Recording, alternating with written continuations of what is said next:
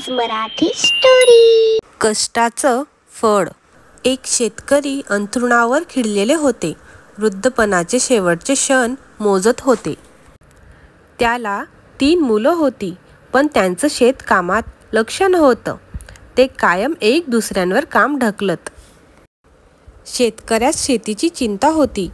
मुलांच्या काळजीनं ते म्हणाले, मी आनंदाने डोळे मिटीन, पण मला खात्री पटली पाहिजे. माझी मुलं माझ्यानंतर शेतीची काळजी घेतील, जशी मी घेत होतो. शेवटचा क्षण जवळ आल्याचं पाहून शेतकऱ्यानं मुलांना जवळ बोलावलं. माझ्या लाडक्या पोरांनो, मी आता फार काळ जगत नाही. मी काय सांगतो ते लक्ष देऊन ऐका. वडिलांच्या सांगण्याकडं मुलं लक्ष देऊन ऐकू लागली. शेतातल्या बागेत मी मोठा हंडा लपवून ठेवला आहे. त्यात अमाप धन आहे.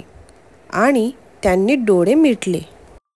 वडिलांनी शेतात पुरून ठेवलेलं धन तिन्ही मुलांना खुणवू लागलं. प्रत्येकाने कुदळ उचलली आणि फावडे घेतले.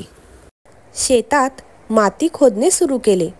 रात्रंदिवस माती खोदणं सुरू होतं. सगळं शेत खोदून झालं. हाती काही लागलं नाही. वडिलांनी पुरून ठेवलेला खजिना हाती न लागल्यानं ते नाराज झाले होते. पाऊस आला. खोदलेल्या जमिनीत पाणी मुरलं. बागेला चांगली फळं लागली.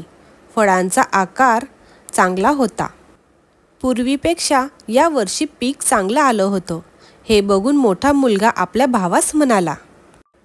आपल्या वडिलांनी पुरून ठेवलेल्या खजिन्याचं रहस्य आत्ता माझ्या ध्यानात आलं. ही आपली काळी आई, हीच आमच्या धनाची खाण आहे. तिची मशागत केल्यानं हाती धनाचा हंडा आला आहे. आपल्या वडिलांचं हे शहाणपण ते असताना नाही लक्षात आलं आपल्या. तात्पर्य, कष्ट मेहनत केली की धनाच्या राशी तरारून येतात, पण त्याकरिता गरज आहे राबण्याची.